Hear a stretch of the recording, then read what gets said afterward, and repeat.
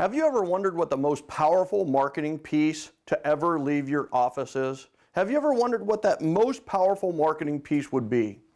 Hi, I'm Michael J. Maher. I am the co-author of Miracle Morning for Real Estate Agents and the best-selling author of the #1 book in real estate sales for the last 8 straight years on Amazon, The 7 Levels of Communication. Today I want to talk about what could be the most powerful marketing piece to ever leave your office. What makes a great marketing piece? Well, for one, it needs to be something that has a long shelf life. It needs to be something that builds an emotional bond with the reader or the person who receives that marketing piece. Ladies and gentlemen, the #1 most powerful marketing piece to ever leave any business's office is a handwritten note. That's right, they keep it forever. It's personalized, it's customized, they love it, and you can make an emotional connection that leads to them taking action on your behalf. So how do we do that? Let's talk about the 7 steps to a power note.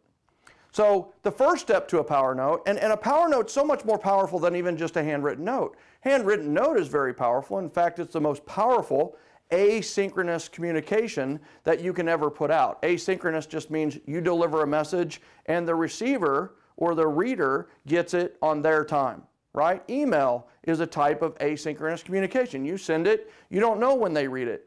The handwritten note is the most powerful form of asynchronous communication. Now, how do we make the handwritten note even more powerful? I'm going to give you those 7 steps right now. #1, use unbranded cards.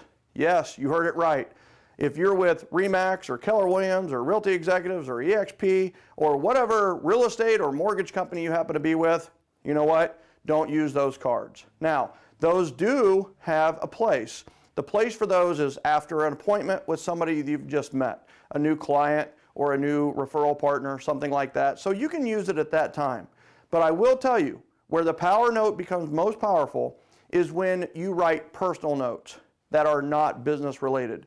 People refer people, not businesses. So what you need to do is make this note personal. One of the fastest ways to get your card read is to write it on an unbranded card. The second thing that you need to do is use blue ink. I know people use black ink very typically, or they also use other colors of ink. But the bottom line is you want to use blue ink for a couple of reasons. One, it's the most popular color in the world. More people choose blue as their favorite color than any other color. Also, you want to write in blue because it means real, original, and authentic. When you sign very important papers, they tell you to sign in blue ink so they know which one is the original. Listen, in today's world, being real, being original, being authentic is everything. Use blue ink in your handwritten notes. Also, you want to use the word you as much as possible in your note. Avoid words like I or me or we or anything that connotes yourself. This note is about them. So avoid using the word I or me and replace it with you. Focus on them in your note. Next, you want to be specific with your praise. I remember recently I got a note. It was a thank you card, said thank you on the front. I opened it up and it said, thank you, John. And it was like, what? I mean, it was like, what are they thanking me about? I had no idea what the note was even about. I've also received notes that were very specific about the exact strategy that they've learned from me, put into their lives, and it has changed not only their businesses, but also their lives. Now, which of those 2 notes did I keep? Which of those 2 notes do I keep forever? And it is the specific praise about one particular strategy or how I help them in their life. Be specific with your praise. The next one is the power of positive projection. Now, as we go through life, we project. This is a psychological term where we look at other people and we project our idiosyncrasies or our inadequacies onto others. An example of this is you're at the mall, you're eating, and you notice over here a large person who is really shoveling in their food, and it's kind of obnoxious, and you're guarding your kids from the scrapnel, right? The scraps of shrapnel.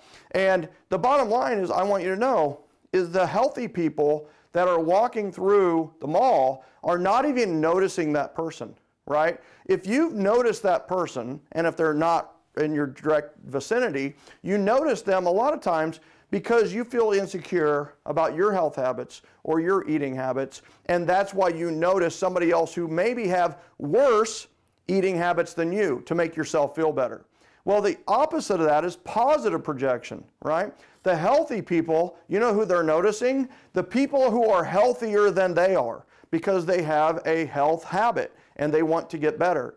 The power of positive projection, I am a direct result of positive projection. I was very disorganized when I got into this business.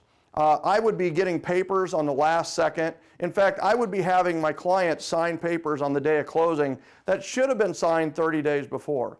But I want you to know is that I knew I had to work on organizational skills. So what I did is I began noticing people who were really organized, the transaction management officer in our office, and other friends I had that were just really, really organized. I wrote them handwritten notes, recognizing and acknowledging their organizational skills. As a result, I became super organized. And to this day, some people would call me like I have obsessive compulsive disorder about how organized I am. And what I've discovered is that by being organized, it helps me get things done faster and it helped me impress my clientele. I got that from writing handwritten notes to organized people. Put the power of positive projection to work for you. Now the last two, number 6 is writing rightly. Very simple concept. This comes from the Maher Rogers book, Your Handwriting Can Change Your Life. Now, writing rightly is simply you want to write in a way that the slope of your lines that you are writing goes up and to the right.